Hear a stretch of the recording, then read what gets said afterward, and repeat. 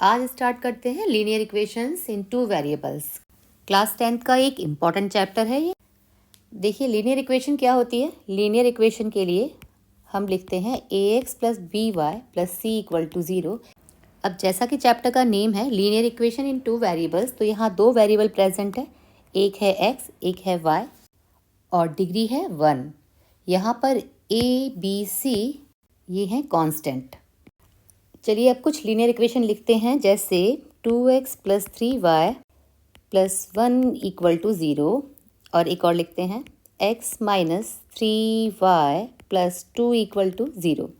अब यहाँ देखें दोनों ही इक्वेशन में x वेरिएबल प्रेजेंट है एंड y वेरिएबल प्रेजेंट है। दोनों ही इक्वेशन में वेरिएबल सेम है, x एंड y है, तो इन्हें कहते हैं साइमल्टेनियस इक्वेशन।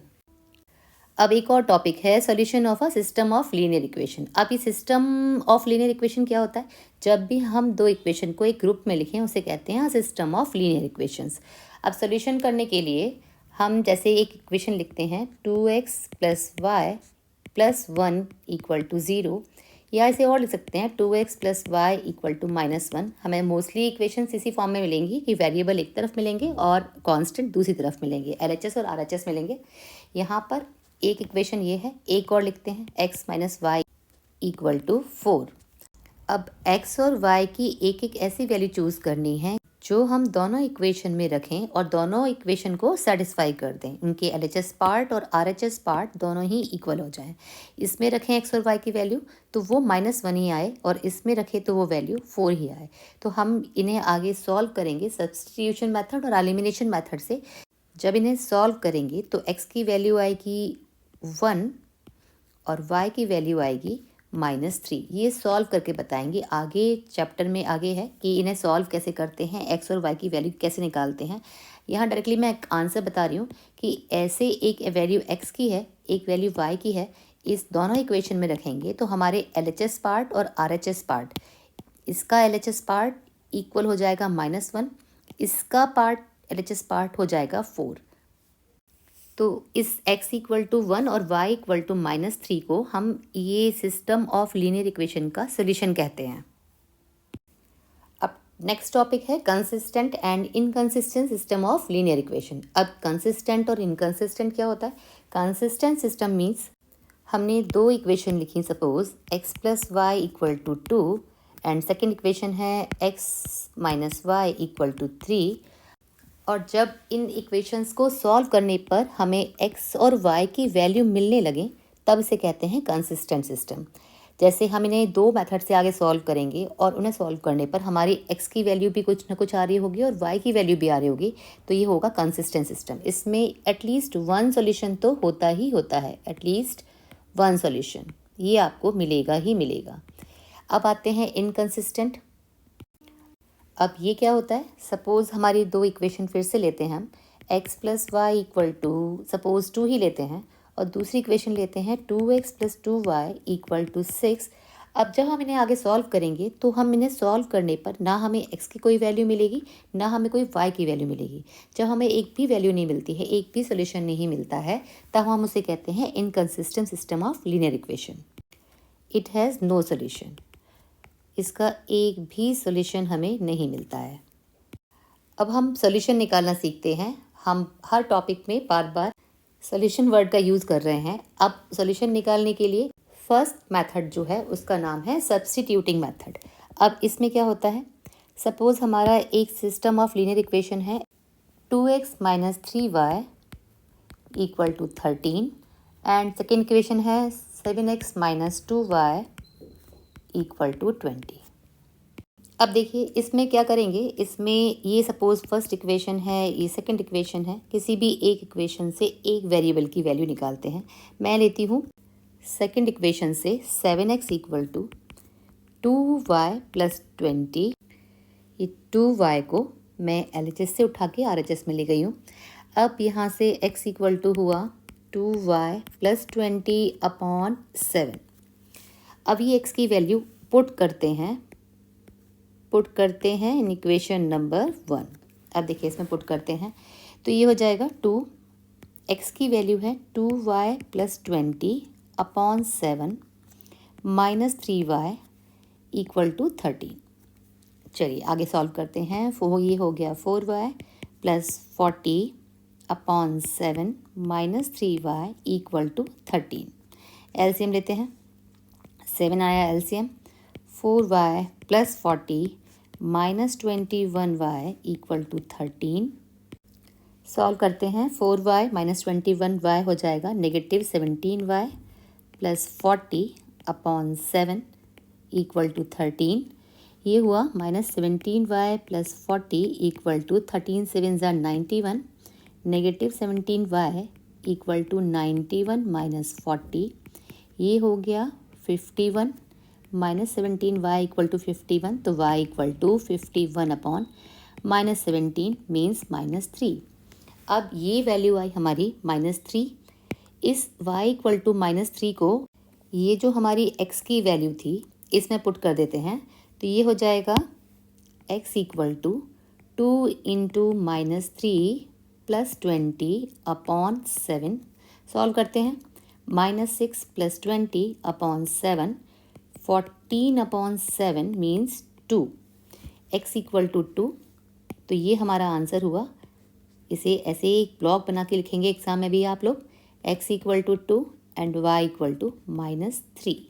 ये हमारा इसका सॉल्यूशन हुआ बाय सब्स्टिट्यूटिंग मेथड। अभी सीखा हमने सब्स्टिट्यूटिंग मेथड, अब सीखते हैं एलिमिनेशन मेथड। अब इस मेथड में क्या होता है, इस मेथड में मैं कोई दो इक्वेशन लिखती हूँ। Suppose 3x minus 5y equal to 4 and second equation है suppose 2y plus 7 equal to 9x। ये आपको गिवन होंगी दो इक्वेशन और इनका सोल्यूशन पूछा जाएगा, तो आप लगाएंगे एलिमिनेशन। उसमें क्या करना है, ये सपोज फर्स्ट इक्वेशन है, सेकंड इक्वेशन को मैं वेरिएबल को एक तरफ और कांस्टेंट को एक तरफ कर लेती हूँ, तो ये हो जाएगा 9x minus 2y equal to 7। ये 2y को उठा के उस तरफ ले गए हैं RHS में। ये हो गया इक्वेशन नंबर 2। अब एलिमिनेशन मेथड में क्या होता है, हमारे जो वेरिएबल्स हैं x है, इसमें कॉफिशेंट है 3, सेकंड इक्वेशन में x का कॉफिशेंट है 9, y है फर्स्ट इक्वेशन में, इसका कॉफिशेंट है 5 और सेकंड इक्वेशन में y का कॉफिशेंट है 2। साइन अभी नहीं ध्यान देंगे, साइन बाद में देखेंगे, अभी सिर्फ हम उनके नंबर्स देखेंगे कि कॉफिशेंट क्या है उनका। फर्स्ट इक्वेशन में ये दिखाई दे रहा है कि फर्स्ट इक्वेशन के x का कॉफिशेंट में 3 है और सेकंड इक्वेशन के x का कॉफिशेंट 9 है। तो यदि मैं फर्स्ट इक्वेशन में मैं 3 से मल्टीप्लाई कर दूं तो ये 9x बन जाएगा। तो फर्स्ट इक्वेशन के x का कॉफिशेंट और सेकंड इक्वेशन के x का कॉफिशेंट सेम हो जाएंगे। तो करते हैं इसको, हमने 3 से मल्टीप्लाई किया है फर्स्ट इक्वेशन को, तो ये बना हमारा 9x। 3 5 ज़ा 15y, 3 4 ज़ा 12, पूरा RHS और LHS पूरे में मल्टीप्लाई करेंगे। अब ये इक्वेशन 3, अब देखें सेकंड इक्वेशन में है 9x, थर्ड इक्वेशन में भी है 9x। अब एलिमिनेशन करना है, x एक वेरिएबल हटाना है, तो हम क्या करेंगे, एक इक्वेशन में से दूसरी इक्वेशन को सब्ट्रैक्ट कर देंगे। आप 3 इक्वेशन माइनस इक्वेशन 2 भी कर सकते हैं और इक्वेशन 2 में से इक्वेशन 3 भी माइनस कर सकते हैं, दोनों से आंसर आ जाएगा। तो मैं कर रही हूँ इक्वेशन 3 में से इक्वेशन 2 को माइनस कर रही हूँ। देखें 9x minus 15y equal to 12, 9x minus 2y equal to 7। ये थर्ड इक्वेशन थी, ये सेकंड इक्वेशन है। यहाँ पर माइनस कर रहे हैं, तो नीचे वाली इक्वेशन में जितने भी टर्म्स हैं, LHS में है चाहे वो RHS में है, सबके साइन चेंज करेंगे आप। तो यहाँ पर हो जाएगा नेगेटिव 9x, क्योंकि ये पॉजिटिव 9x था, ये हो गया नेगेटिव 9x। नेगेटिव 2y था प्लस 2y, प्लस का 7 है माइनस। तो अब देखें 9x से negative 9x cancel, minus 15y में से प्लस, अब 2y नेगेटिव नहीं है, अब 2y पॉजिटिव है, अब इसका साइन है पॉजिटिव। इसी तरह ये वाला जो 7 है अब ये नेगेटिव है, ये 7 नेगेटिव है। सॉल्व करते हैं, minus 15y plus 2y negative 13y, 12 minus 7 हो गया 5, तो y आया यहाँ से हमारा -5/13। ये हमारी y की वैल्यू है। इस y की वैल्यू को आप इक्वेशन 1, 2 या 3 किसी में भी रख दें तो आपका आंसर आ जाएगा। y की वैल्यू है -5/13, तो हम निकालेंगे x। तो हमारी इक्वेशन है, फर्स्ट इक्वेशन थी 3x - 5y = 4, तो ये हो जाएगा 3x - 5 -5/13 = 4। सॉल्व करते हैं, 3x + 25/13 = 4। 3x यही रहा, 25/13 को RHS में ले जाते हैं तो ये हो जाएगा 4 - 25/13। 13 LCM आया, ये हुआ 52 - 25, ये आया 27/13। अब यहाँ चल रहा था हमारा 3x, तो इधर x = हो जाएगा 27/13 डिवाइडेड बाय 1/3, 9/13। ये हमारे आंसर हैं। ये एक ब्लॉक बनाएंगे, उसमें लिखेंगे x = 9/13 एंड y = -5/13। ये हमारे आंसर हैं बाय एलिमिनेशन मेथड। अब एक अलग टाइप का क्वेश्चन करते हैं। इस क्वेश्चन में क्या है, इस क्वेश्चन में एक चीज़ देखिए आप, ये जो x का कोफिशिएंट 23 है, सेकंड इक्वेशन में वो y का कोफिशिएंट है, और फर्स्ट इक्वेशन में जो y का कोफिशिएंट है, सेकंड इक्वेशन में वो x का कोफिशिएंट है। अब ऐसी इक्वेशन कैसे सॉल्व करते हैं, देखते हैं इसको। देखिए, इसे कहें इक्वेशन नंबर 1, इसे कहें इक्वेशन नंबर 2। देखिए, ऐसे क्वेश्चन में सबसे पहले इक्वेशन 1 एंड इक्वेशन 2 को ऐड करते हैं। Adding equation 1 and 2, equation 2 add करेंगे। 23x - 29y = 98, और सेकेंड इक्वेशन होगी 29x - 23y = 110। ऐड करते हैं। ऐड करने में साइन को चेंज करने की कोई ज़रूरत नहीं होती है। सब्ट्रैक्ट करने में सेकेंड इक्वेशन जो नीचे लिखी गई है, ये जो नीचे लिखी गई है, इसके साइन चेंज करते हैं। चलिए ऐड करते हैं। ऐड करने पर ये बना 52x, ये हुआ -52y, ये बना 802। ठीक है, 52 लिया इधर से कॉमन, ये अंदर बना x - y = 208, तो यहाँ से x - y हो जाएगा 208/52। सॉल्व करते हैं, ये जाएगा 4 टाइम्स। ठीक है, तो फर्स्ट इक्वेशन सेकेंड इक्वेशन हम यूज़ कर चुके हैं, इसे डालेंगे हम इक्वेशन नंबर 3। ठीक है, अब क्या करेंगे, अब जब हमने फर्स्ट टाइम इन्हें ऐड किया है, अब की बार नेक्स्ट टाइम इन्हें सब्ट्रैक्ट करेंगे। सब्ट्रैक्ट करेंगे तो लिखेंगे 23x - 29y = 98, और सेकेंड इक्वेशन थी 29x - 23y = 110। सब्ट्रैक्ट करने में नीचे वाली जो इक्वेशन है उसके साइन चेंज करते हैं। ये हो जाएगा नेगेटिव, ये हो जाएगा पॉजिटिव, ये हो जाएगा नेगेटिव। अब देखिए माइनस करते हैं। 23x में से 29x गया तो ये बचा -6x, 29 - 23y -6y, और यहाँ बचा -12। नेगेटिव कॉमन लेते हैं, -6 कॉमन लिया तो ये हो गया x + y = -12, तो x + y = -12/-6 हो जाएगा 2। ठीक है, ये हो गई इक्वेशन नंबर 4।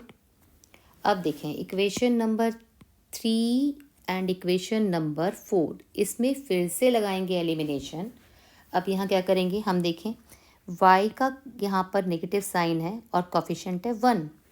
इस इक्वेशन में y का पॉजिटिव साइन है और है इसका कोफिशिएंट भी 1।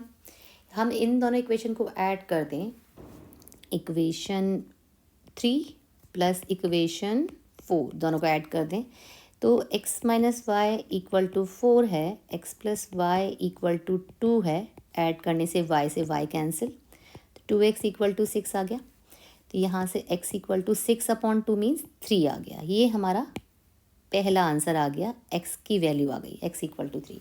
अब x = 3 ना, आप किसी भी इक्वेशन 3 या इक्वेशन 4 में रख दें, किसी में भी रख दें। मैं रख रही हूँ 4 में रख देते हैं। x + y = 2, तो ये हो जाएगा 3 + y = 2, तो y = 2 - 3, y = -1। ये हुआ हमारा दूसरा आंसर, y = -1। ये हुआ हमारा क्वेश्चन सॉल्व। चलिए एक क्वेश्चन और करते हैं। नेक्स्ट क्वेश्चन है x upon a minus y upon b equal to 0 and second equation है a x plus b y equal to a square plus b square. इसे सॉल्व करते हैं। सबसे पहले हम इस इक्वेशन में एलसीएम ले लें। फर्स्ट इक्वेशन में ये इसका एलसीएम हो जाएगा ए बी, तो ये इक्वेशन हो जाएगी b x minus a y equal to 0। तो b x minus a y equal to a b चला गया 0 में 0। एक इक्वेशन मैंने इसे नाम दिया 1, इसे दिया 2। अब देखें दोनों इक्वेशन में, फर्स्ट इक्वेशन में x का कोफिशिएंट है b और सेकंड इक्वेशन में x का कोफिशिएंट है a। फर्स्ट इक्वेशन में y का कोफिशिएंट है a, सेकंड इक्वेशन में y का कोफिशिएंट है b। तो मैं y के कोफिशिएंट सेम करना चाह रही हूँ। फर्स्ट इक्वेशन में मल्टीप्लाई करें b से तो ये बन जाएगा a b y. Second equation में मल्टीप्लाई करें पूरा a से, LHS में भी RHS में भी, जो काम हम LHS में करते हैं सेम काम हम RHS में करते हैं। इसमें a से मल्टीप्लाई करने से, सेकेंड इक्वेशन में a से मल्टीप्लाई करने से ये बन जाएगा AB, इसमें b से मल्टीप्लाई करने से ये बन जाएगा AB। तो मैं फर्स्ट इक्वेशन में मल्टीप्लाई कर रही हूँ b से, तो ये हो जाएगा b square x minus a b y equal to 0 and second equation में कर रही हूँ तो ये हो जाएगा, इसमें a से कर रहे हैं हम, a से, तो ये हो जाएगा a square x plus a b y equal to a cube plus a b square. अब ये बनी मेरी इक्वेशन नंबर 3 और ये है equation number 4। Adding equation 3 and 4। देखिए जब कोफिशिएंट दोनों के अलग अलग होते हैं, ये माइनस है ये प्लस है, तो इन्हें ऐड करते हैं। ऐड करने से हमें साइन चेंज करने की ज़रूरत नहीं होती है, ये ऐड करने पे कट जाएंगे, ए बी वाई से ए बी वाई। और यदि ये सेम साइन के हैं, ये भी नेगेटिव होता और ये भी नेगेटिव होता, या ये पॉजिटिव है तो ये पॉजिटिव होता, तब हम सब्ट्रैक्ट करते। सब्ट्रैक्ट करने में हमें सारे नीचे जो भी टर्म लिखे हैं सबके साइन चेंज करने होते हैं जिससे कि वो कट जाएँ। चलिए दोनों इक्वेशन को ऐड करते हैं। A b y positive, a b y negative, ये कैंसिल। यहाँ से हमने a square x plus b square x add होकर आया, RHS में आएगा a cube plus a b square. यहाँ से x कॉमन लेते हैं, ये आएगा a square plus b square. यहाँ हमें a कॉमन दिख रहा है तो ये हो जाएगा a square plus b square. x equal to a into a square plus b square upon a square plus b square. A square plus b square से पूरा ब्रैकेट कैंसिल, ये x इक्वल टू आया a।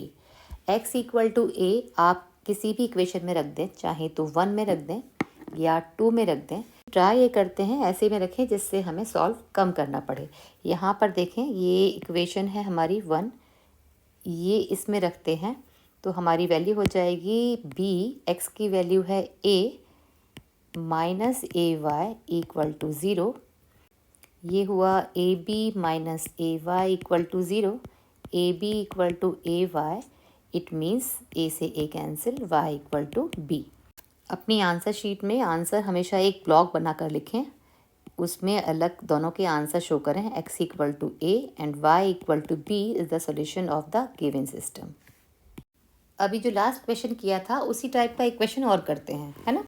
ये दो equation हैं, b x upon a minus a y upon b plus b equal to 0 and second equation है b x minus a y plus 2ab equal to 0।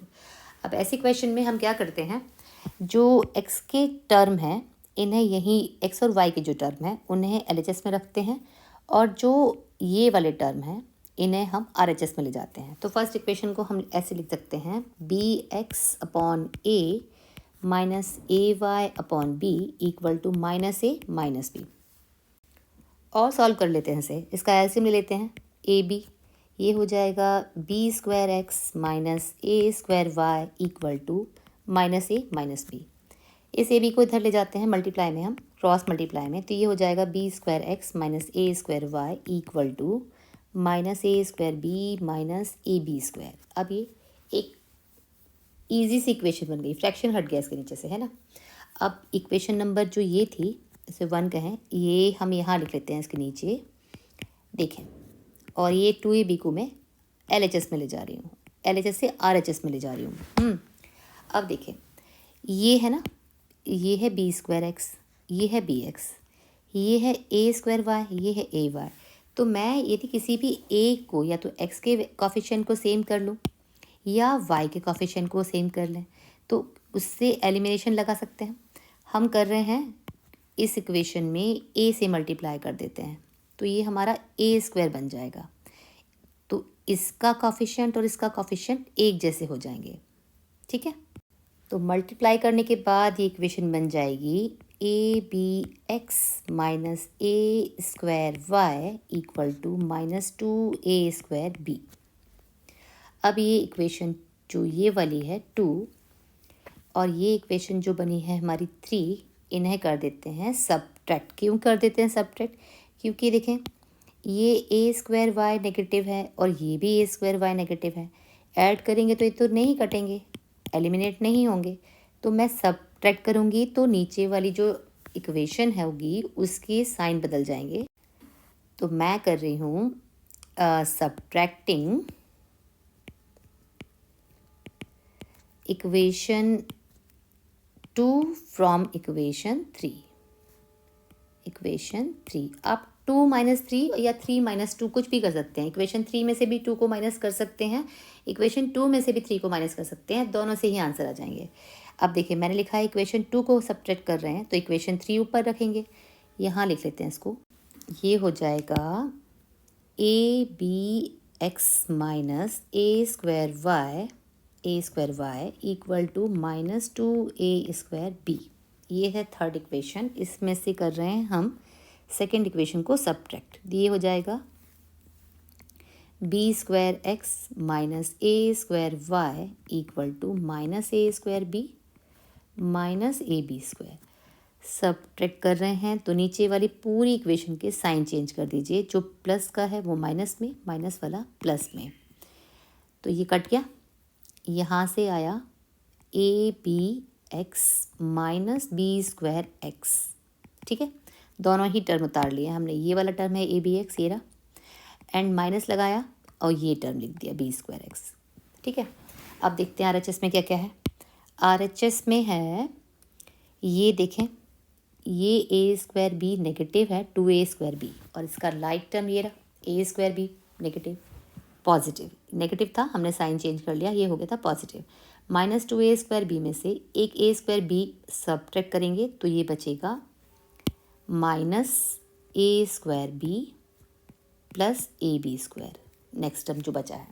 अब देखें यहाँ से, यहाँ बी एक्स कॉमन दिख रहा है, बी एक्स कॉमन हुआ तो यहाँ बचा a माइनस बी।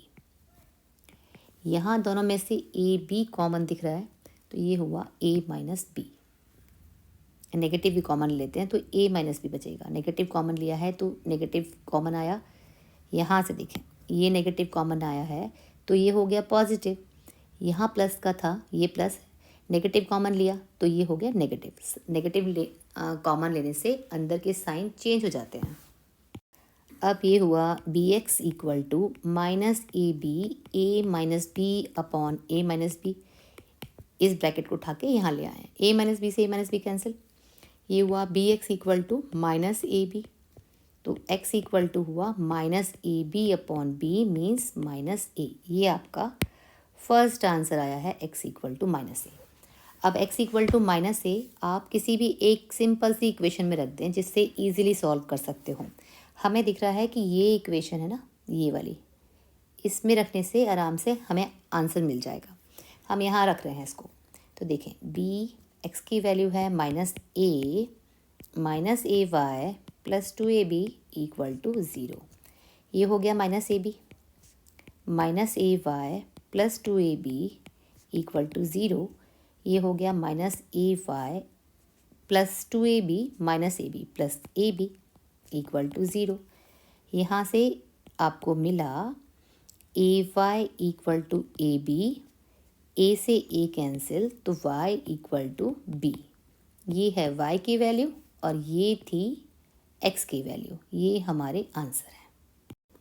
अब देखिए नेक्स्ट टॉपिक है condition for solvability of linear equations. ये क्या होता है, इसमें हम पे दो इक्वेशन होंगी, दो इक्वेशन होती हैं हमेशा हमारे पास। फर्स्ट इक्वेशन में x के कॉफिशिएंट को हम कहेंगे a1, y के कॉफिशिएंट फर्स्ट इक्वेशन में ही y के कॉफिशिएंट को कहेंगे b1 और कांस्टेंट टर्म होगा c1। इसी तरह से सेकंड इक्वेशन में जो x का कॉफिशिएंट होगा वो होगा a2, y का कॉफिशिएंट होगा b2 एंड कांस्टेंट टर्म होगा। और क्वेश्चन में पूछा गया होगा कि इसके सॉल्यूशन होंगे कि नहीं होंगे, होंगे तो कितने होंगे।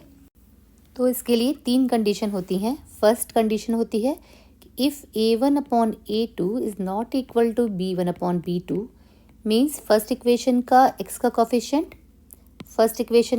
कॉफिशिएंट अपॉन सेकेंड इक्वेशन का x का कॉफिशिएंट का रेशियो a1/a2 और हम y फर्स्ट इक्वेशन के y का कॉफिशिएंट b1, सेकेंड इक्वेशन के y का कॉफिशिएंट b2, इनका रेशियो निकालें। दोनों को सॉल्व करके सिंपलेस्ट फॉर्म में उनका रेशियो चेक करें। यदि वो दोनों रेशियो ही इक्वल नहीं आए तो इसका एक और केवल एक ही सॉल्यूशन होगा, मींस यूनिक सॉल्यूशन होगा, यूनिक सॉल्यूशन। अब सेकंड कंडीशन होती है कि हम a1/a2 निकालें, a1/a2 और वो इक्वल आए b1/b2 के। फिर निकालें c1/c2, वो भी इक्वल आए।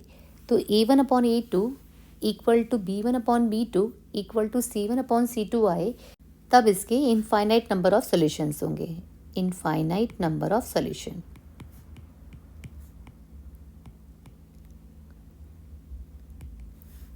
अब आते हैं थर्ड कंडीशन पर। थर्ड कंडीशन में a1/a2 इक्वल टू हो b1/b2 के, बट c1/c2 के इक्वल ना हो, c1/c2 की वो वैल्यू नहीं आ रही हो, रेशियो वो ना आ रहा हो जो a1/a2 और b1/b2 का आ रहा है, तब हमारे इसका कोई भी सॉल्यूशन नहीं होगा, इसके नो सॉल्यूशन होंगे। एक भी आंसर निकल के नहीं आएगा x एंड y का। थर्ड कंडीशन में इसे इनकंसिस्टेंट सिस्टम भी कहते हैं, इनकंसिस्टेंट सिस्टम। ये कंसिस्टेंट होता है फर्स्ट कंडीशन में, आंसर होते हैं इसके निकल के आते हैं, सॉल्यूशन निकल के आते हैं। सेकंड कंडीशन में भी सॉल्यूशन निकल के आ रहे हैं, तो ये भी कंसिस्टेंट हुआ। एंड सेकंड कंडीशन वाला डिपेंडेंट भी होता है, डिपेंडेंट। एक चीज़ और सीखते हैं इनमें, इसमें जब फर्स्ट कंडीशन सेटिस्फाई हो रही हो, means a1/a2 is not equal to b1/b2 आ रहा हो, तो उस लाइन, वो लाइन इंटरसेक्ट कैसे करती हैं। एक लाइन ऐसे होगी तो सेकेंड लाइन एक ही पॉइंट पर इंटरसेक्ट करती हुई चली जाएगी। ये लाइन इस तरह से होंगी, इनका जो इंटरसेक्टिंग पॉइंट होगा, ये कॉमन पॉइंट होगा, वही इनका सॉल्यूशन होगा। x एंड y की वो वैल्यूज़ दोनों ही इक्वेशन को सेटिस्फाई कर रही होंगी जो हमें गिवन होंगी। तब केस 1 की लाइंस को इंटरसेक्टिंग लाइन भी कहते हैं। इंटरसेक्टिंग लाइन लिखा जाए जहाँ भी, तब उनका सॉल्यूशन यूनिक होता है। अब सेकंड केस की बात करें। सेकंड केस में हमारी लाइंस के इनफाइनाइट सॉल्यूशंस हैं। इनफाइनाइट सॉल्यूशंस मीन्स एक लाइन ये होगी तो दूसरी लाइन भी इस लाइन की कोइंसिडेंट लाइन होगी। ये लाइन इस तरह से शो की जाती हैं, इन्हें कहते हैं कोइंसिडेंट लाइंस। अब है थर्ड कंडीशन। थर्ड कंडीशन में कोई भी सॉल्यूशन नहीं आ रहा है, इनकंसिस्टेंट सिस्टम है। इसमें लाइन का सॉल्यूशन क्यों नहीं आ रहा है, क्योंकि एक लाइन ये होगी तो सेकेंड लाइन उसके पैरेलल होगी, ये एक दूसरे को कहीं भी इंटरसेक्ट नहीं करेंगी। जैसे ये रेलवे ट्रैक होता है ना, वो दोनों रेल आपस में कहीं भी एक दूसरे को इंटरसेक्ट नहीं करती हैं, तो जब इंटरसेक्टिंग पॉइंट नहीं होगा तो उसका कोई भी सॉल्यूशन भी नहीं होगा। तब जब भी पैरेलल लाइंस कही जाएं तो वो थर्ड कंडीशन को रिप्रेजेंट कर रही होंगी, उसका कोई भी सॉल्यूशन नहीं आएगा पैरेलल लाइंस का। एक क्वेश्चन करते हैं इन कंडीशन पर बेस्ड। एक क्वेश्चन है, find the value of k for which the system of equations kx + 2y = 3 and second equation है 3x + 6y = 10 has a unique solution. अब यहाँ पर कंडीशन दे रखी है कि यूनिक सॉल्यूशन है इसका, एक सॉल्यूशन है इसका और k फाइंड कीजिए। तो ऐसे क्वेश्चन में पहले इक्वेशन लिख लेते हैं, kx + 2y = 3 and second equation है 3x + 6y = 10। ये इसकी स्टैंडर्ड फॉर्म में चेंज कर लेते हैं इक्वेशन को। ये हो जाएगी kx plus 2y minus 3 equal to 0 and second equation हो जाएगी 3x plus 6y minus 10 equal to 0। अब फर्स्ट इक्वेशन में x के कोफिशिएंट को कहते हैं a1, ये है k, b1 है 2 एंड c1 है -3। इसी तरह से सेकेंड इक्वेशन में a2 है 3, b2 है 6 एंड c2 है -10। अब ये वैल्यूज़ रखते हैं। हमारा यूनिक सॉल्यूशन की कंडीशन होती है, यूनिक सॉल्यूशन होता है, इसकी कंडीशन होती है a1 upon a2 is not equal to b1 upon b2। Values put करते हैं तो यहाँ पर a1 की वैल्यू है k, a2 है 3, b1 है 2, b2 है 6। क्रॉस मल्टीप्लाई तो ये हो जाएगा k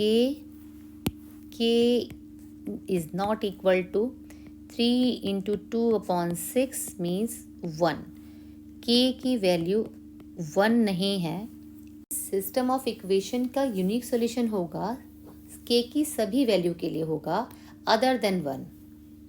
एक क्वेश्चन और है, find the value of k for which the pair of linear equations kx plus 3y equal to k minus 2 and 12x plus ky equal to k has no solution. अब no solution है तो no solution की condition होती है a1 upon a2 equal to b1 upon b2 is not equal to c1 upon c2।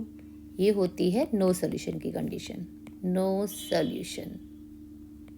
ठीक, अब यहाँ पर हमारा a1 है k, a1 है k, a2 है 12, वैल्यू पुट करते हैं, a1 है k, a2 है 12 इक्वल टू, अब देखें b1 है 3, y के कोफिशिएंट b1 एंड b2 होते हैं, ये है 3, b2 है k is not equal to c1। अब देखें c1 क्या हो जाएगा, c1 हो जाएगा kx प्लस 3y, ये RHS से LHS में आएगा तो इसे ऐसे लिखेंगे।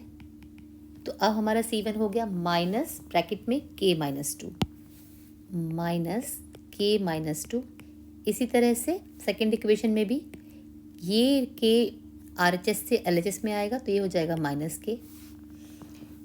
पहले इन दोनों को लेते हैं पहले, तो ये हो जाएगा k square equal to 36, k equal to under root 36 means plus minus 6, k की वैल्यू +6 एंड -6। अब ये दोनों लिया है तो अब की बार लेंगे इन दोनों को इकट्ठा। दोनों तीन जो हमारे रेशियोज़ हैं अलग अलग, उनमें से दो दो करके कॉम्बिनेशन में k की वैल्यूज़ निकालते हैं।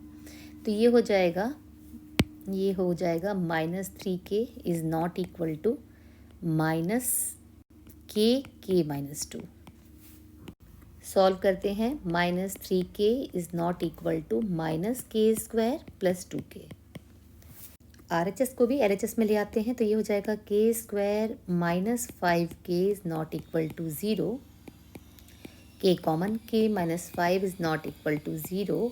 तो यहाँ से हमें मिला, ये जो हमने +6 और -6 निकाली हैं k की वैल्यू, इसमें रख के देखें तो ये 0 नहीं आना चाहिए, जिससे ये 0 नहीं आएगा वही इसके आंसर होंगे। तो हमने चेक किया 0 नहीं आ रहा, देखिए नॉट इक्वल टू 0, तो इट मीन्स हमने यहाँ रखा था k equal to 6।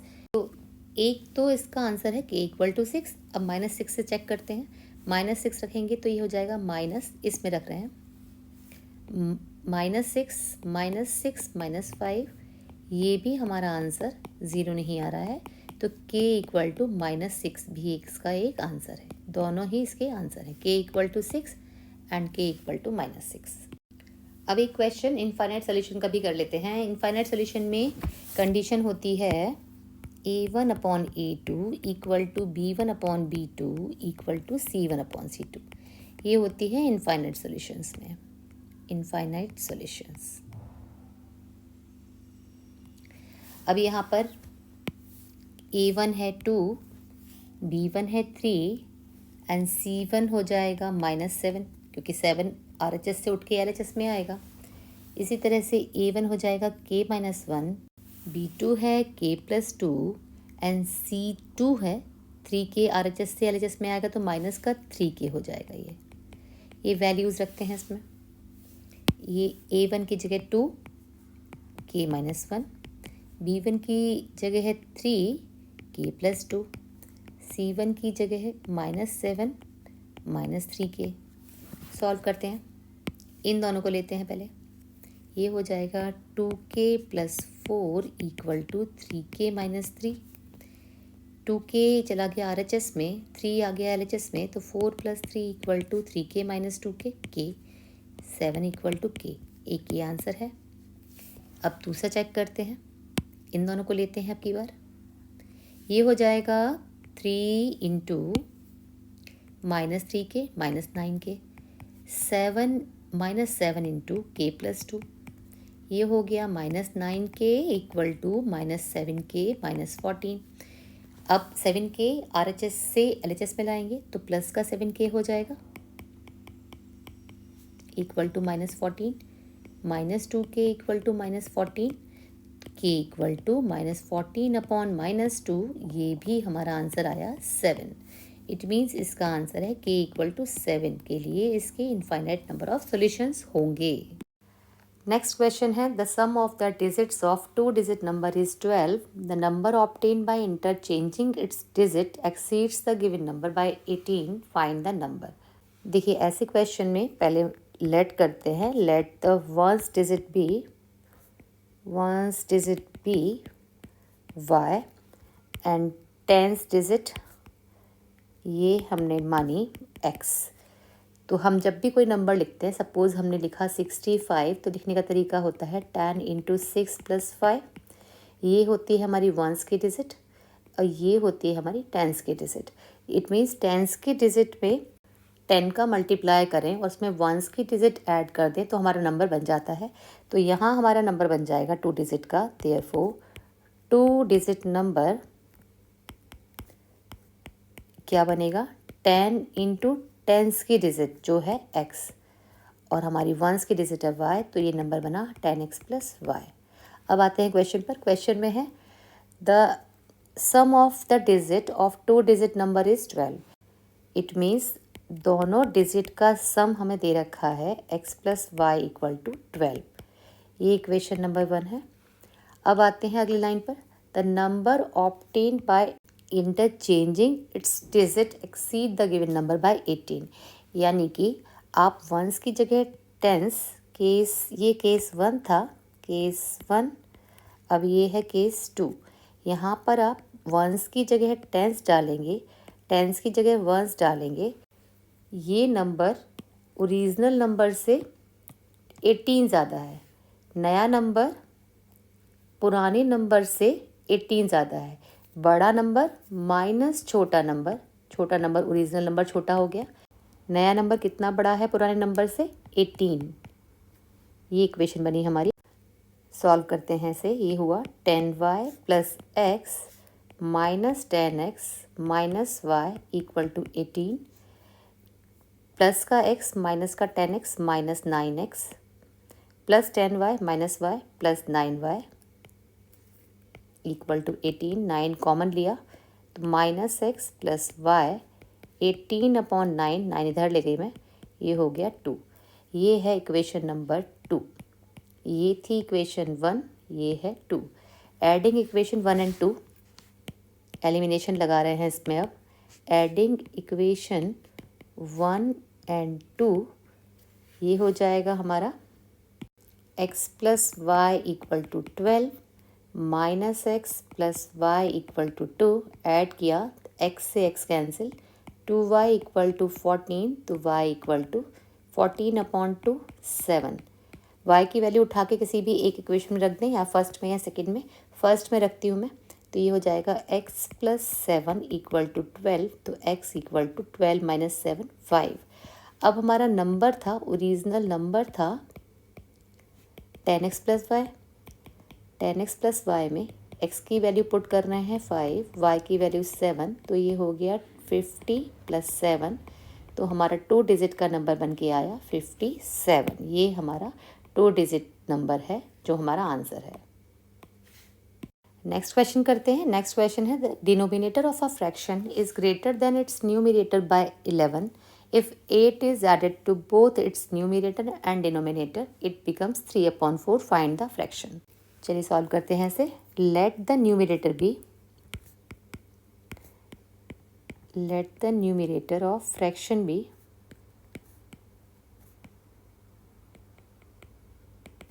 x and denominator को y लेते हैं तो फ्रैक्शन हो जाएगा हमारा, फ्रैक्शन बिकम्स x/y।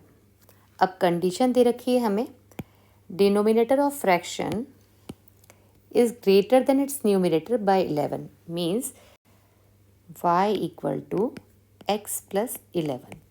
अब आगे दे रखा है if 8 is added to both its numerator and denominator it becomes 3/4।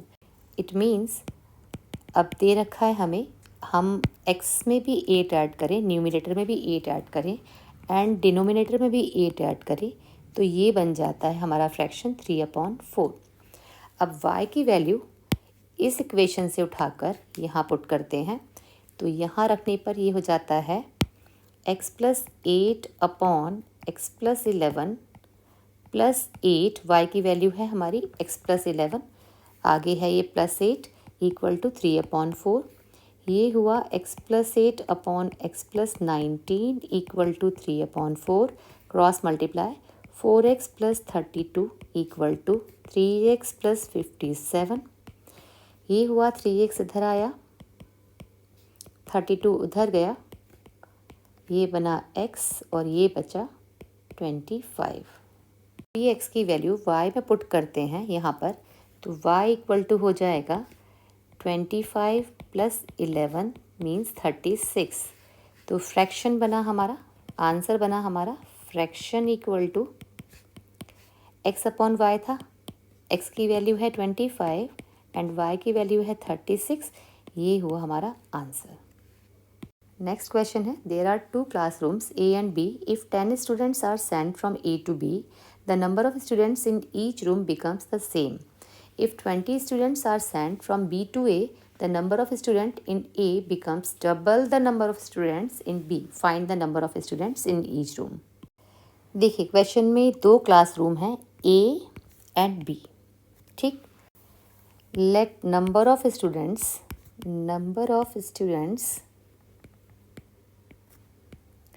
in classroom A be x and B में लेट करते हैं y।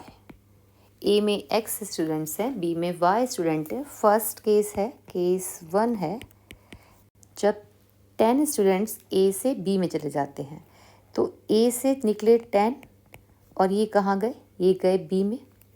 B में जहाँ पहले y थे अब वहाँ हो गए प्लस और 10 हो गए। ऐसा करने से क्या हुआ, A के स्टूडेंट्स और B के स्टूडेंट्स सेम हो जाते हैं नंबर्स में। इट मीन्स ये नंबर और ये नंबर इक्वल हो जाते हैं। Then equation becomes x minus y equal to 20। y LHS में आ गया और -10 उधर चला गया, पॉजिटिव हो गया, 10 + 10 20। ये बनी मेरी इक्वेशन नंबर 1। अब आते हैं केस 2 पर। केस 2 है, अब कहा जा रहा है if 20 students are sent from B to A। अब यहाँ A में x थे, B में y थे, इसके 20 उठे और कहाँ चले गए, A में चले गए, तो यहाँ 20 आ गए। ऐसा करने से क्या हुआ, A becomes double the number of students in B। ये नंबर इस नंबर का डबल हो जाते हैं। अब डबल होके ये दोनों इक्वल बन जाते हैं। A के जो नंबर्स हैं वो B के नंबर्स का डबल कर दें तब इक्वल होते हैं। इस इक्वेशन को सॉल्व करते हैं। ये हुआ x + 20 equal to 2y - 40। 2y को इधर ले आते हैं LHS में, 20 को उधर ले जाते हैं तो ये -40 - 20 - 60। Equation number 2। इक्वेशन 1 में x है एंड नेगेटिव y है। इक्वेशन नंबर 2 में x है, नेगेटिव 2y है। इक्वेशन 1 में से इक्वेशन 2 को सब्ट्रैक्ट कर दें तो ये बनता है हमारा x minus y equal to 20, x minus 2y equal to minus 60। Subtract करेंगे तो साइन चेंज होंगे नीचे वाली इक्वेशन के सभी टर्म्स के। ये हुआ प्लस, ये cancel, minus y plus 2y, y plus 20 plus 60 80, y equal to 80। हम किसी भी इक्वेशन 1 या 2 में पुट करें और x की वैल्यू निकालें। फर्स्ट इक्वेशन में पुट कर रहे हैं हम, x माइनस वाई की वैल्यू है 80 equal to 20, x equal to 20 plus 80, it means 100 students हैं क्लास ए में एंड बी में है y इक्वल टू 80। ये आंसर है इसका।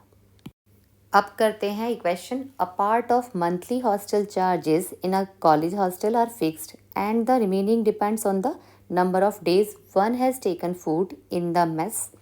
When a student A takes food for 25 days, he has to pay rupees 4500. Whereas a student B who takes food for 30 days, he has to pay rupees 5200.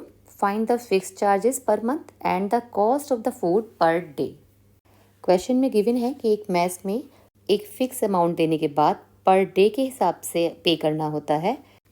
उसकी दो condition अलग अलग दी गई हैं। एक स्टूडेंट है जिसने 25 डेज़ फूड लिया और उसने पे किए 4500, और दूसरा एक स्टूडेंट बी है जिसने 30 डेज़ फूड लिया और उसने पे किया 5200। Let the fix charges B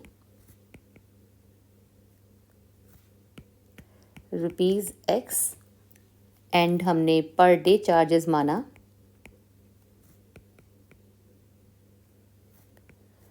वो माना हमने y रुपीज़। अब एक जो A है उसने 25 डेज़ का पेमेंट किया है, तो उसने एक तो केस 1 मानते हैं इसे, एक तो उसने फिक्स अमाउंट दिया होगा और फिर उसने दिया होगा पर डे के हिसाब से, तो एक दिन का y रुपीज़ लगता है, तो 25 डेज़ का उसने दिया होगा 25y, और ऐसा करके उसने कुल पेमेंट किया अपना 4500। ऐसे ही केस 2 है, जो सेकंड चाइल्ड है वो है बी, उसने लिया है 30 डेज़ के लिए फूड, उसने भी एक्स चार्जेस दिया होगा, उसके बाद उसने पर डे के हिसाब से y रुपीज़ के हिसाब से 30 डेज़ का हो गया उसका 30y, और उसने पूरा पेमेंट किया है बी ने 5200। ये हमारी बनी दो इक्वेशन। सब्ट्रैक्ट करते हैं, माइनस माइनस माइनस, एक्स से एक्स कैंसिल, ये बचा minus 5y negative 700। Therefore y equal to minus 700 upon minus 5, ये हुआ 140 रुपीज़। पर डे चार्जेस है हमारा रुपीज़ 140। ये उठा के किसी एक इक्वेशन में डालते हैं, या इसमें या इसमें।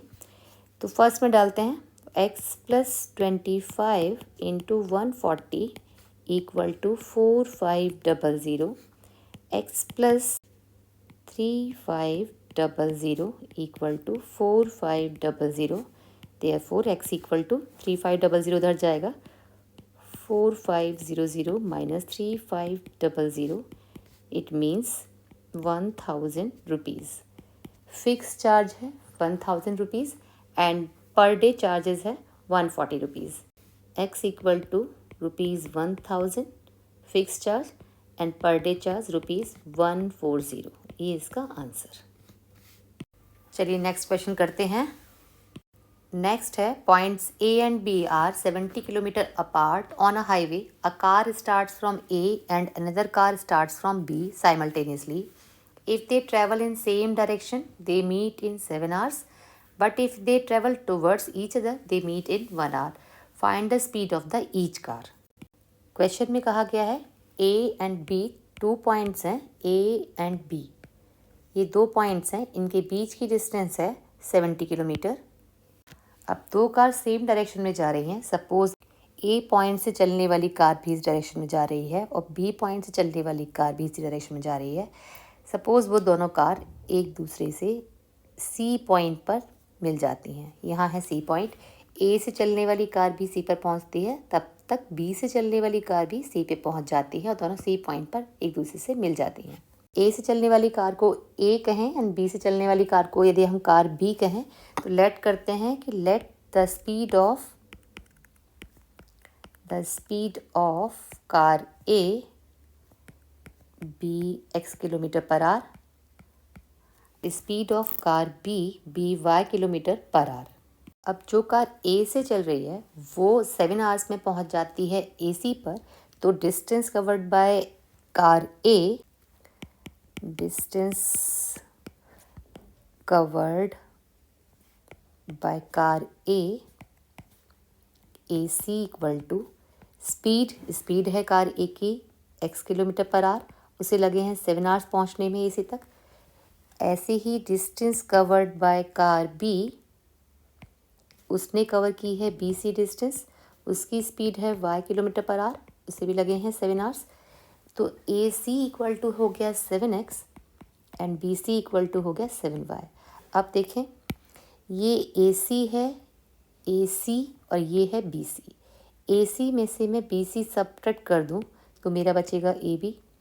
AC minus BC equal to AB, और AB हमें दे रखा है कितना, 70 किलोमीटर।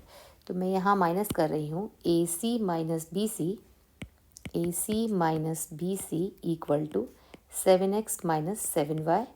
AC माइनस BC को हम कहेंगे AB, 7 कॉमन ले लें, x minus y, and AB दे रखा है हमें 70 equal to 7x minus Y.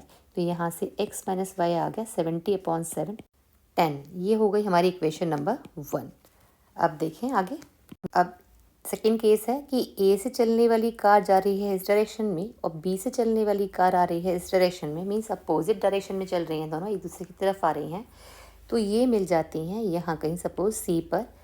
ये ऐसा करने में A से C तक पहुँचने में लग रहा है 1 आवर, ऐसे ही B को C तक पहुँचने में लग रहा है 1 आवर। तो सपोज़ 1 घंटे के बाद ये A जो कार है वो C तक पहुँच जाती है। AC distance equal to speed into time, speed थी इसकी x और टाइम लग रहा है इसे 1 घंटा। AC इक्वल टू हो जाएगा x into 1 means x kilometre. ऐसे ही B को C तक पहुँचने में भी 1 घंटा लगा है और B की स्पीड थी हमारी y किलोमीटर पर आवर। तो स्पीड इनटू टाइम ये हो गया y किलोमीटर। अब देखें AC प्लस BC है कितना, AC प्लस BC, ये मिलके फिर से बन रहा है AB। AC plus BC equal to x plus y. AC plus BC कितना हो गया, AB equal to x plus y. तो AB है हमारा 70, x प्लस वाई, ये हो गई इक्वेशन नंबर 2। फर्स्ट इक्वेशन थी x minus y equal to 10। Second equation आई है हमारी x प्लस वाई, इसमें लगाएं एलिमिनेशन मेथड, एलिमिनेशन करें, y ऐड कर रहे हैं दोनों इक्वेशन को, y से y कैंसिल, ये हो गया 2x इक्वल टू 80। तो x से यहाँ से आ गया 80/2 मीन्स 40। x क्या है, x है A कार की स्पीड, तो कार A की स्पीड हो गई, 40 किलोमीटर पर आवर। अब कार B के लिए आप इस x की वैल्यू को किसी भी एक इक्वेशन में पुट कर दें, या तो इसमें कर दें या इसमें कर दें। एक थी x minus y equal to 10, एक है x plus y equal to 70। तो यहाँ पुट कर रहे हैं हम x plus y equal to 70, x है 40, y निकालना है 70। तो यहाँ से y इक्वल टू आ गया 70 minus 40, 30 kilometre per our. Car B की स्पीड है 30 किलोमीटर पर आवर।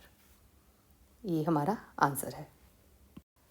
अब क्वेश्चन है, a train covered a certain distance at a uniform speed. If the train had been 5 km per hour faster, it would have taken 3 hours less than the scheduled time.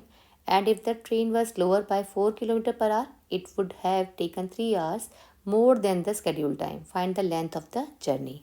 अब question में एक train है जिसकी speed को हम 5 kilometre per our बढ़ा दें तो वो अपनी डेस्टिनेशन पे पहुंचने में 3 घंटे कम लेती है, और उसकी स्पीड को कम कर दें 4 किलोमीटर पर आवर तो वो 3 घंटे लेट पहुंचती है जो इसका टाइम था पहुंचने का। अब इस क्वेश्चन में ना तो हमें ट्रेन की स्पीड दी हुई है, ना ही हमें एक फिक्स टाइम दिया हुआ है कि उसे इतना टाइम लगता है जर्नी कवर करने में।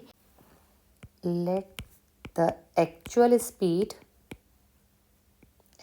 Speed of train B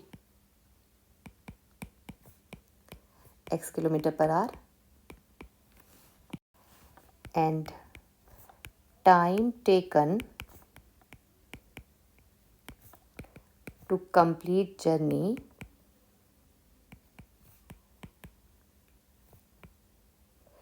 B y r. ये लेट करते हैं।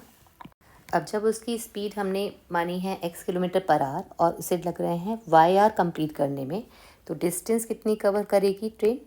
डिस्टेंस इक्वल टू होता है speed into time, speed into time. यहाँ हमारी डिस्टेंस हो जाएगी, उसकी स्पीड है x और टाइम है y, तो डिस्टेंस हो जाएगी xy किलोमीटर। केस 1 है, केस 1 में दे रखा है जब उसकी स्पीड को 5 किलोमीटर पर आवर बढ़ा देते हैं तब उसकी स्पीड हो जाएगी, स्पीड दे रखी है उसकी x + 5 किलोमीटर पर आवर। ये ऐसा करने से टाइम कितना लग रहा है ट्रेन को अपनी जर्नी को कंप्लीट करने में? 3 घंटे कम लग रहे हैं अपने ओरिजिनल टाइम से।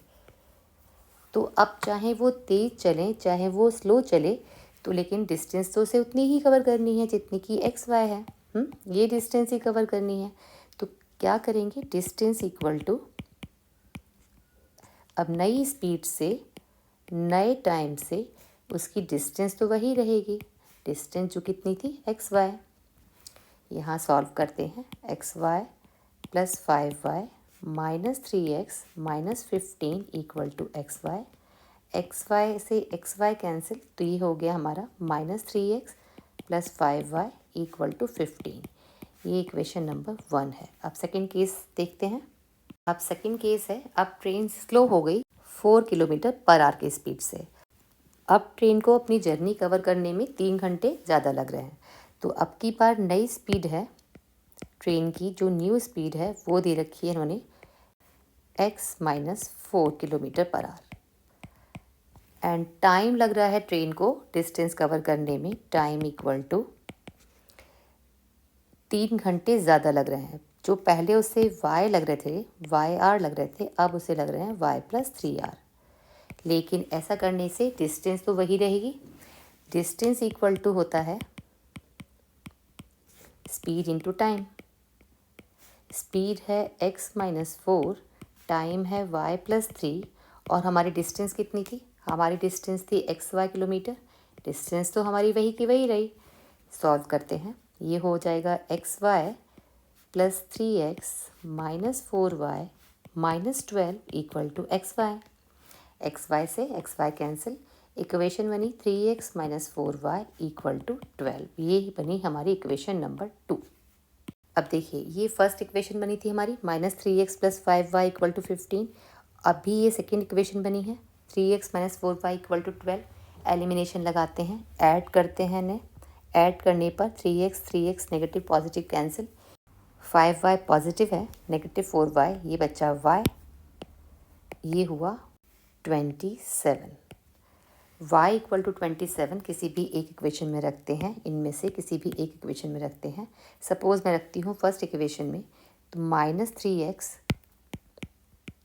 + 5 × 27 = 15, -3x + 135 = 15। ये हो गया -3x = 15 - 135, ये हुआ हमारा -120 -3x, तो x = -120 अपॉन -3, ये हो गया 40। x क्या था? x था हमारा स्पीड थी,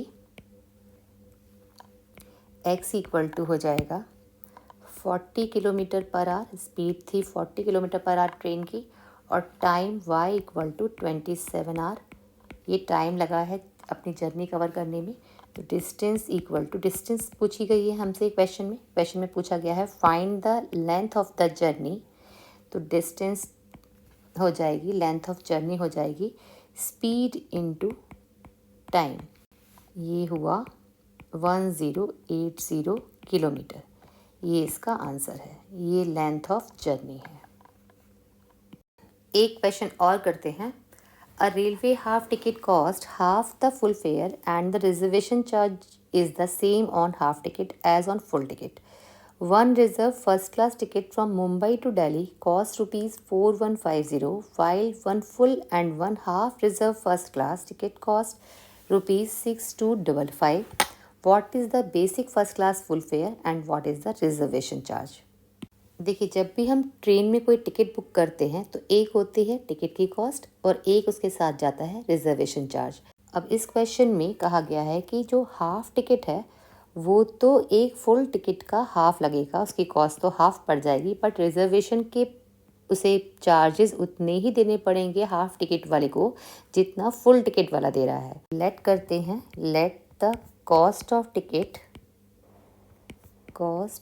ticket be rupees x and reservation charges को मानते हैं, and reservation charges be rupees y. ठीक है, अब इतना है एक टिकट की कॉस्ट और ये है रिजर्वेशन चार्ज। एक रिजर्व टिकट की कॉस्ट कितनी हो गई? Cost of one reserve ticket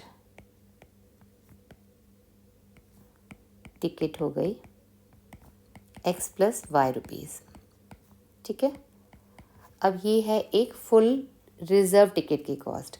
अब क्वेश्चन में कहा गया है one reserve first class ticket from Mumbai to Delhi cost 4150, यानी कि ये एक्स प्लस वाई जो एक टिकट की कॉस्ट है ये दे रखी है उन्होंने कि एक्स प्लस वाई मिला के हो रहा है 4150। ये इक्वेशन नंबर 1 है। आगे सेकंड कंडीशन दे रखी है एक फुल और एक हाफ रिजर्व टिकट।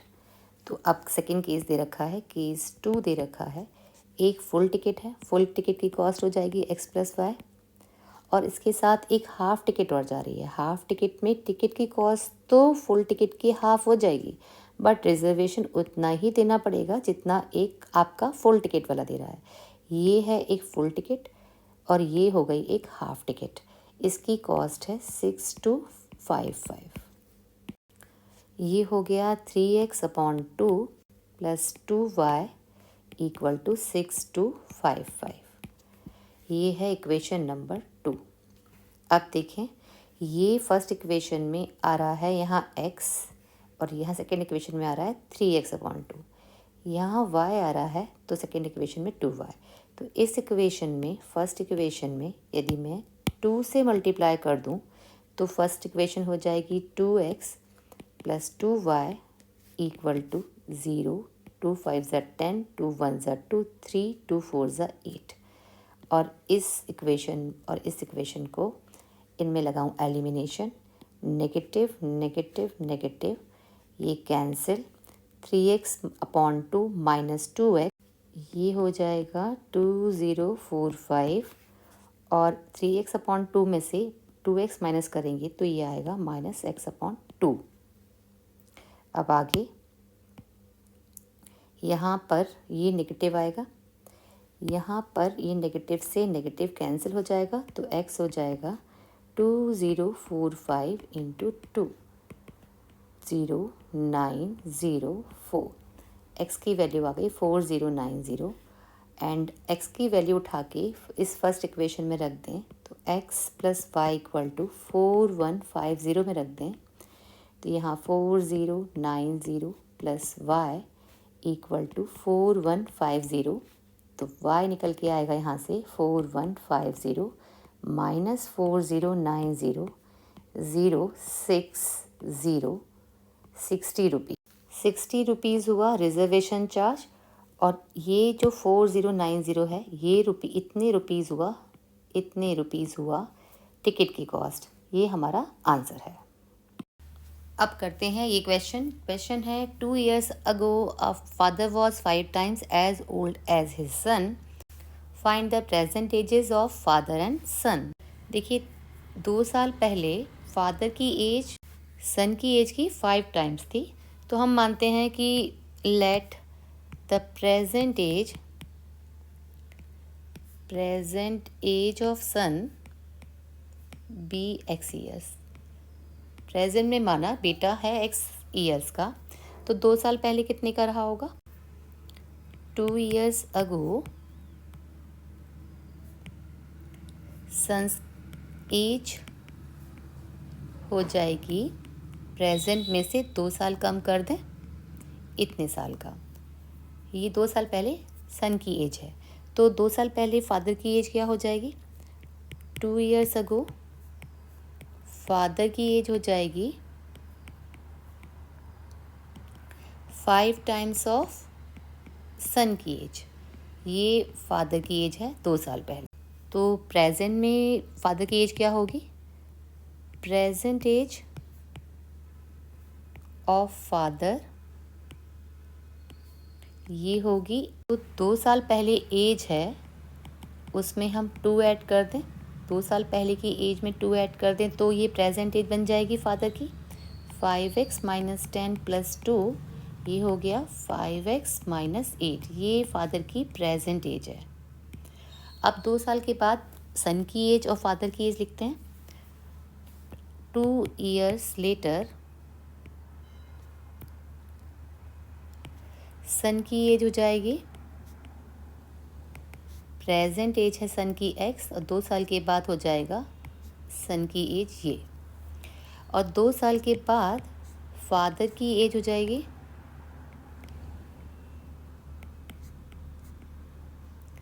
फादर की प्रेजेंट एज में +2 कर दें तो ये हो जाएगी फादर की 2 साल के बाद एज। अब दोनों की 2 साल के बाद की एज हमारे पास है। अब देखते हैं क्वेश्चन में है 2 years लेटर फादर की जो एज है वो 8 ज़्यादा होगी। किससे 8 ज़्यादा होगी? 3 times द एज ऑफ सन। 2 साल के बाद जो बेटे की एज है उसके 3 टाइम्स से ज़्यादा होगी, 8 ज़्यादा होगी। तो अकॉर्डिंग टू क्वेश्चन फादर की एज है ये 2 साल के बाद और बेटे की एज है ये 2 साल के बाद, दोनों की एज। अब ये फादर की जो एज है ये बेटे की एज से 3 टाइम्स से 8 ज़्यादा होगी। ये एज है जो वो इस एज से 8 ज़्यादा होगी। तो ज़्यादा एज किसकी है? फादर की। कम किसकी है? बेटे की। तो फादर की एज माइनस बेटे की एज का 3 टाइम इक्वल टू 8। अब ये इक्वेशन बनती है हमारी। सॉल्व करते हैं इसको। 5x - 6 - 3x - 6 equal to 8। ये हो गया 5x - 3x 2x -6 - 6 -12 equal to 8। 2x equal to 12 गया RHS में तो ये हो जाएगा 12 + 8 20। Therefore x equal to 20/2 means 10। x क्या था? x था सन की एज, तो सन की एज आ गई 10 ईयर्स। सन की एज आ गई 10 ईयर्स, तो फादर की एज क्या हो जाएगी? ये सन की प्रेजेंट एज है, ये प्रेजेंट एज है। और फादर की प्रेजेंट एज कौन सी थी? फादर की प्रेजेंट एज थी ये, यहाँ पुट करते हैं तो फादर की प्रेजेंट एज आ जाएगी, फादर की एज हो जाएगी 5 × 10 - 8। 5x - 10 में पुट कर रहे हैं। 5 × 10 50 - 8 42 ईयर्स। फादर की एज है 42 ईयर्स प्रेजेंट में और सन की एज है 10 ईयर्स। ये हमारा आंसर हुआ। नेक्स्ट क्वेश्चन है the sum of the areas of 2 squares is 640 metre square if the difference in the perimeters be 64 metre, find the sides of the 2 squares. अब question में 2 स्क्वायर का areas का सम दे रखा है, तो एरियाज लिखने के लिए उनकी साइड एज्यूम करनी पड़ेगी। हमने लिया let side of 1 square be x metre and side of other square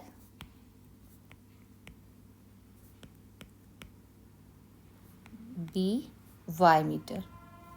अब यहाँ पे हमें दे रखा है sum of areas of 2 square, तो एरिया पहले वाले का एरिया क्या हो जाएगा? एरिया ऑफ फर्स्ट स्क्वायर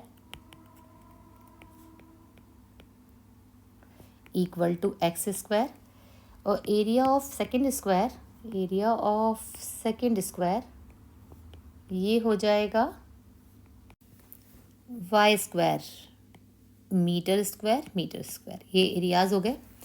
अब दे रखा है इन एरियाज का सम, तो अकॉर्डिंग टू क्वेश्चन हमें दे रखा है एरिया का sum x square plus y square equal to 640 metre square. ये हो गई हमारी इक्वेशन नंबर 1। सेकेंड इक्वेशन में कहा गया है डिफरेंस इन द पेरीमीटर। तो पेरीमीटर ऑफ फर्स्ट स्क्वायर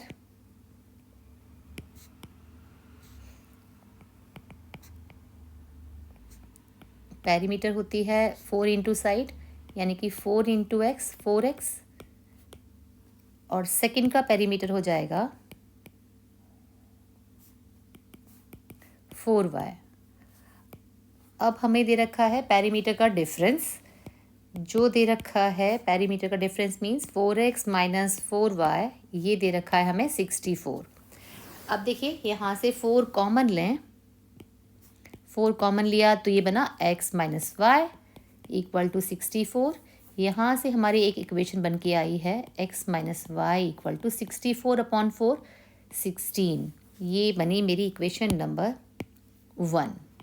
1 तो है 2, यहाँ पर ये बन गई 2। अब देखिए फर्स्ट इक्वेशन बनी थी हमारी एरिया के सम से और सेकंड इक्वेशन बनी थी हमारी पेरीमीटर के डिफरेंस से।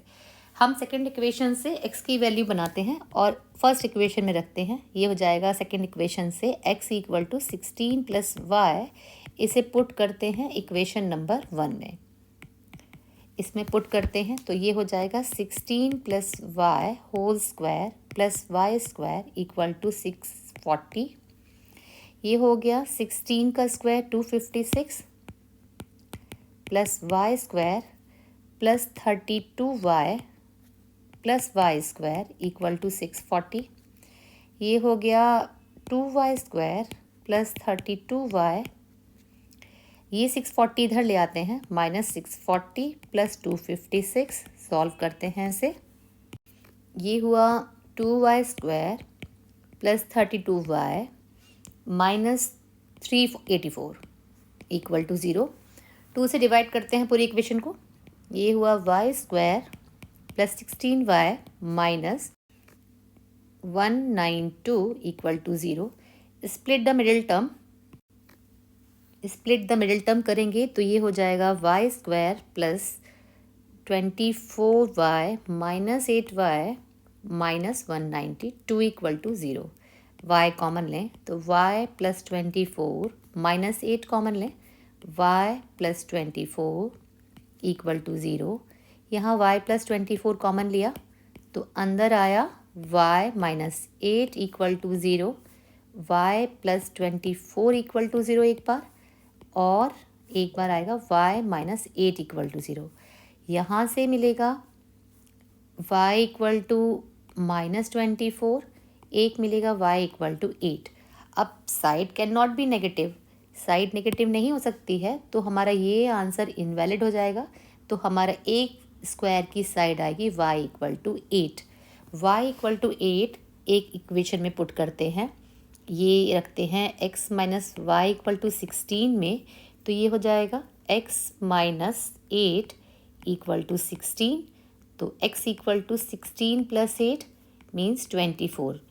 तो एक साइड आ गई हमारे, एक स्क्वायर की साइड आई 24 मीटर और दूसरे स्क्वायर की साइड आई 8 मीटर। ये हमारे दोनों आंसर हैं। चलिए अब नेक्स्ट क्वेश्चन करते हैं। नेक्स्ट क्वेश्चन है a jeweller has bars of 18 carat gold and 12 carat gold, how much of each must be melted together to obtain a bar of 16 carat gold weighing 120 gram. Pure gold होता है 24 carat का, ये question में given है। Given ना भी हो तो आप यही मानेंगे कि प्योर गोल्ड का कैरेट 24 कैरेट होता है। एज्यूम करते हैं let 18 carat gold be x gram लिया है हमने, एंड 12 कैरेट गोल्ड वो लिया है हमने लेट y ग्राम। अब ये दोनों x ग्राम ये है, y ग्राम ये है, इन दोनों का टोटल वेट है 120 ग्राम, ये गिवन है क्वेश्चन में। अकॉर्डिंग टू क्वेश्चन हमें गिवन है x plus y equal to 120। ये इक्वेशन नंबर 1 हो गई। अब करते हैं कि 18 कैरेट ऑफ, सेकेंड क्वेश्चन है, केस 2 लेते हैं हम। ये तो हो गई वेट की इक्वेशन। अब लेते हैं कि उनकी परसेंटेज कितनी है। 18 कैरेट कितने में से है, 24 कैरेट में से है। 18 carat of x plus 12 carat of, 12 कितने में से है, 24 कैरेट में से इसकी परसेंटेज है। 12 कैरेट ऑफ y, और ये मिलके कितना बन रहा है, 16 कैरेट का। 16 कैरेट आउट ऑफ 24 कैरेट, और टोटल किसका वेट है, ये है total weight of 120 gram x plus y. Total हमारा जो वेट है गोल्ड में, 18 carat gold plus 12 carat gold, वो हमें दे रखा है 120 ग्राम। तो ये इक्वेशन बनी हमारी 18 carat of x 12 carat of y equal to 16 carat of 120 gram. अब ये दोनों इक्वेशंस को सॉल्व करते हैं। 1/24 कॉमन लेके सॉल्व कर लेते हैं पहले से।